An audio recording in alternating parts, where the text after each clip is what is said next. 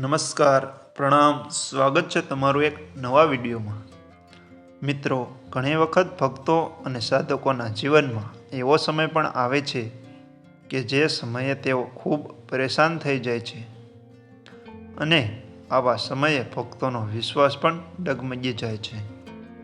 મિત્રો, ઘણા બધા એવા ભક્તો પણ હોય છે જે ભગવાનનું નામ લેવાનું પણ છોડી દે છે અને નાસ્તિક બની જાય છે, કેમ કે આ લોકો આવી પરિસ્થિતિને સહન નથી કરી શકતા અને આવા લોકો એ વાતને સમજી પણ નથી શકતા કે આવું બધું એમની સાથે શા માટે થઈ રહ્યું છે, આ બધી પરિસ્થિતિઓ તેમના જીવનમાં શા માટે આવી રહી છે।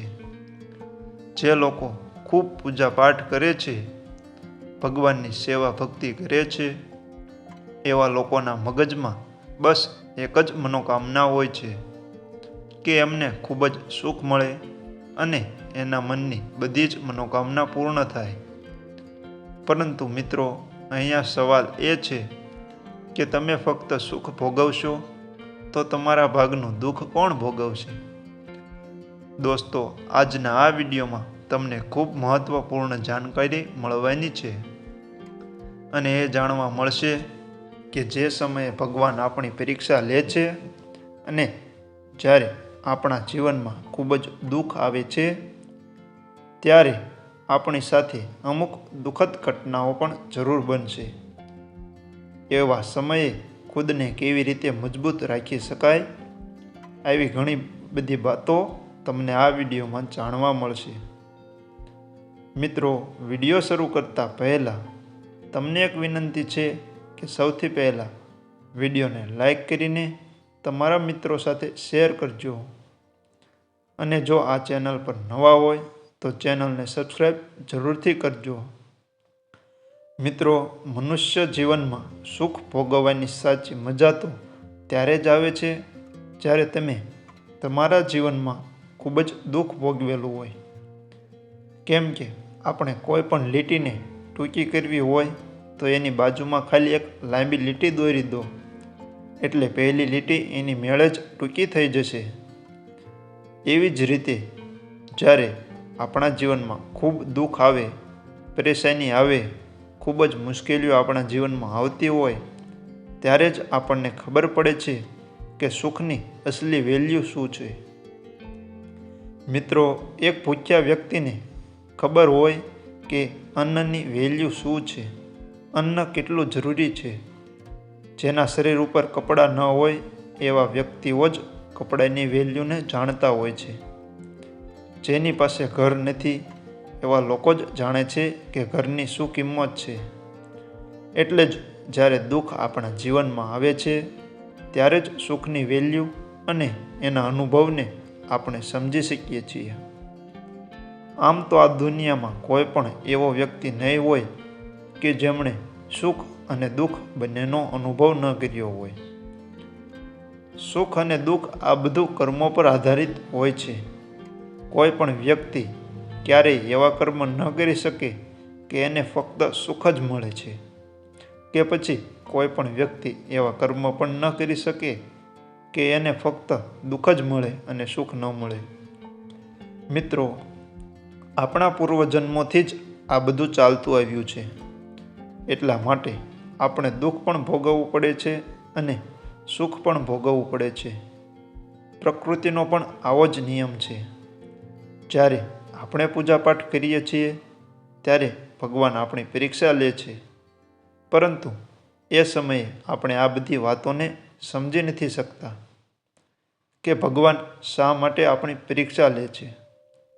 મિત્રો, જે લોકો ખાલી એટલા માટે પૂજા પાઠ કરે છે કે એના જીવનમાં ક્યારેય દુઃખ ન આવે, પરેશાનીઓ ન આવે અને આવા લોકોના જીવનમાં ક્યારેક નાની એવી મુસીબત આવી જાય તો પણ તેઓ સીધા જ ભગવાનને ફરિયાદ કરવા લાગે છે, ભગવાનને સવાલ કરવા લાગે છે કે હે ભગવાન, હું તો તમારી રોજ પૂજા કરું છું, હું તો તમારો ખૂબ મોટો ભક્ત છું, તો પણ મારા જીવનમાં આટલી બધી સમસ્યાઓ શા માટે આવે છે? પણ હકીકતમાં તે સમસ્યા ખૂબ જ નાની હોય છે। મિત્રો, આ બધું સમજવા માટે હું તમને એક ઉદાહરણ આપું છું. એક વ્યક્તિ હતો જે ભગવાનની ખૂબ પૂજા કરતો હતો.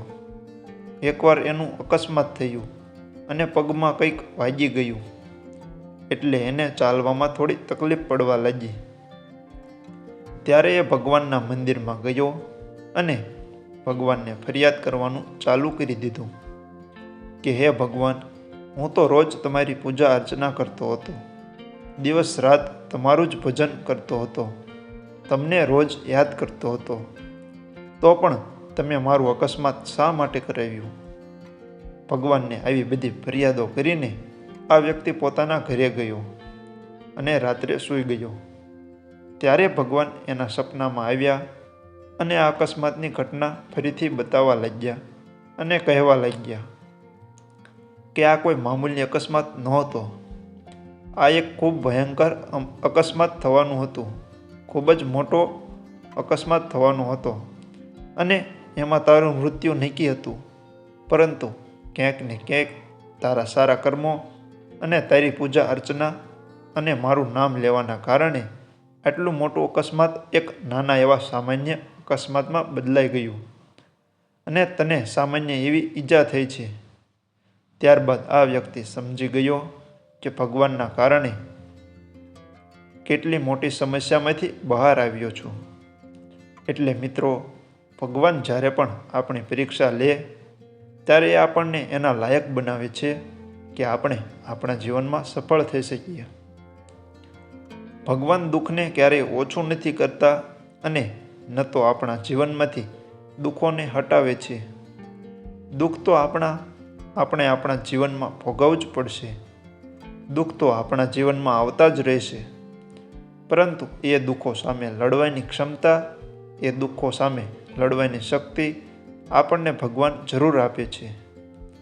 અને જ્યારે આપણી અંદર દુઃખ સહન કરવાની શક્તિ આવી જાય છે ત્યારે એ દુઃખ આપણને દુઃખ નથી લાગતું. મિત્રો, આ વાત સમજાવવા માટે હું તમને એક બીજું ઉદાહરણ આપું છું. એને તમે ધ્યાનથી સાંભળો, જેથી તમને આ બધી માહિતી સરળતાથી સમજી શકાય. એક સમયે એક વ્યક્તિ મરચાં ખાઈ રહ્યો હતો અને જ્યારે એને તીખાશનો અનુભવ થયો ત્યારે એણે એક ગોળની ભેલી ખાઈ લીધી અને એને આરામ થઈ ગયો.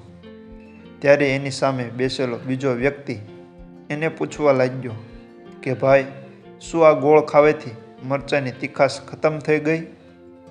ત્યારે આ વ્યક્તિ જવાબ આપીને કહેવા લાગ્યો કે નહીં, બિલકુલ નહીં. મરચાંનું તીખાપણું તો એટલું જ છે, પરંતુ ગોળ મને મરચાંના તીખાપણાને સહન કરવાની શક્તિ આપી દીધી, જેના લીધે મને જરા પણ તીખું નથી લાગ્યું અને મને એવું જરા પણ નથી લાગ્યું કે મેં મરચાં ખાધા છે.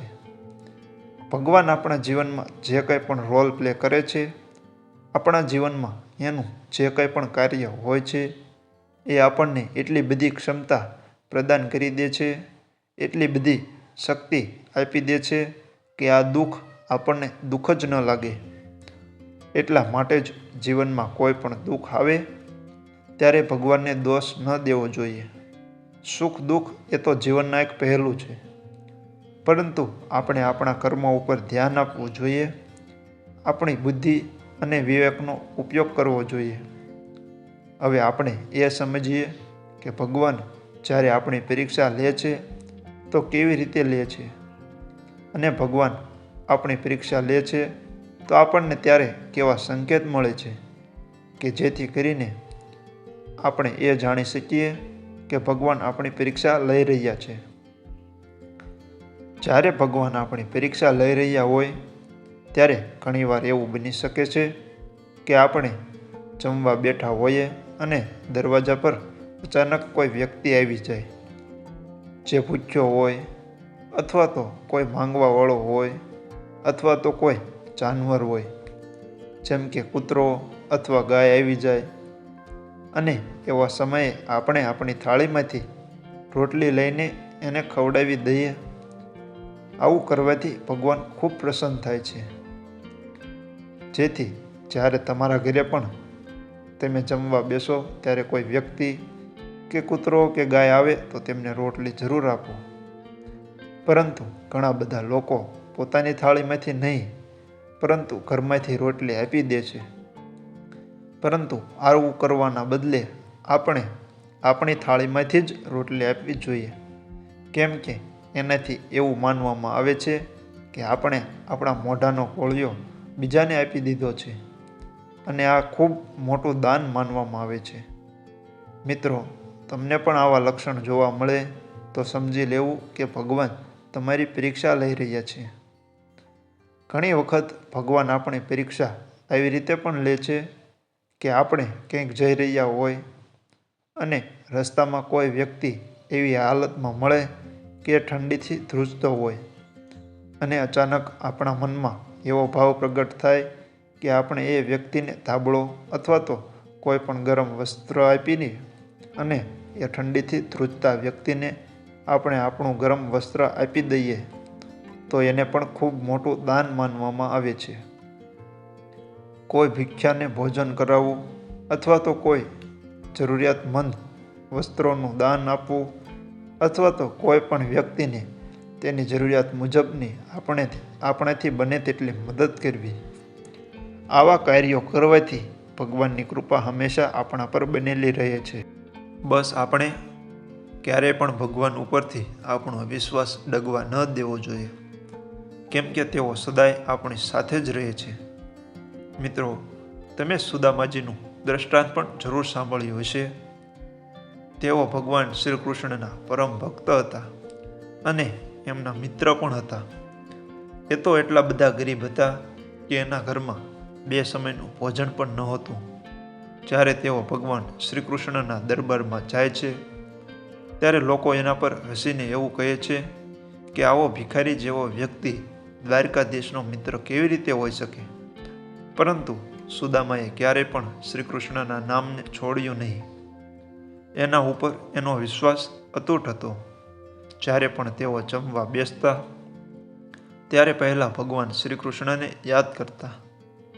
ત્યારબાદ એનું કિસ્મત એવી રીતે પલટી ગયું કે જ્યારે તેઓ ભગવાન શ્રી કૃષ્ણના મહેલમાં હતા ત્યારે સુદામાનો મહેલ તૈયાર થઈ રહ્યો હતો અને આજે પણ શ્રી કૃષ્ણની સાથે સુદામાનું નામ લેવાય છે. જે કોઈ પણ વ્યક્તિ શ્રી કૃષ્ણને યાદ કરે છે ત્યારે તેમને સુદામા પણ યાદ આવે છે. એવી જ રીતે તુલસીદાસજી વિશે પણ તમે સાંભળ્યું હશે. તુલસીદાસજી કે જેઓ ભગવાન શ્રી રામના અનન્ય ભક્ત હતા. જ્યારે એમને શારીરિક પીડા ખૂબ ગંભીર હતી ત્યારે એમણે હનુમાનજીને વિનંતી કરી, ખૂબ અભિનંદન કર્યું, પરંતુ હનુમાનજી ન આવ્યા. છતાં પણ તેઓએ વિશ્વાસ ન તોડ્યો અને હનુમાનજીની કૃપા થઈ. ત્યારબાદ તેઓએ હનુમાન ચાલીસાની રચના કરી. તો આવા લોકો જેમણે ભગવાન ઉપરનો વિશ્વાસ ક્યારેય ડગમગવા નથી દેતો અને આપણે પણ ભગવાનના વિશ્વાસ પર અડગ રહીએ અને એવું માનીને ચાલીએ કે ભગવાન હંમેશા આપણી સાથે છે તો આપણો પણ બેડો પાર જરૂર થશે. ક્યારેક તો આપણી ઉપર ભગવાનની કૃપા જરૂર બનશે. ક્યારેક તો ભગવાનની દ્રષ્ટિ આપણા પર જરૂર પડશે. ભગવાન આપણા ભૌતિક જીવનને તો સુખમય બનાવશે જ, સાથે સાથે આપણા આધ્યાત્મિક જીવનને પણ ખૂબ સુખમય બનાવીને આપણા આત્માને આનંદિત કરે છે. એટલા માટે ભગવાન ઉપર ક્યારેય અવિશ્વાસ ન કરવો. સદાય ભગવાન ઉપર ભરોસો રાખવો જોઈએ. સુખ દુઃખ તમામ લોકોના ઘરમાં આવે છે, તમામના જીવનમાં આવે છે. કોઈ પણ વ્યક્તિ નથી કે તેના જીવનમાં સુખ દુઃખ ન આવે. પરંતુ ભગવાન હંમેશા આપણું ભલું જ કરે છે, આપણી રક્ષા જ કરે છે. તો મિત્રો, હું આશા રાખું છું કે આ વાત તમને ખૂબ પસંદ આવી હશે અને પસંદ આવી હોય તો વિડીયોને લાઈક કરીને તમારા મિત્રો સાથે શેર કરજો અને ચેનલને સબસ્ક્રાઈબ કરી નાખજો. મળીએ નવા વિડીયોમાં. જય શ્રી કૃષ્ણ.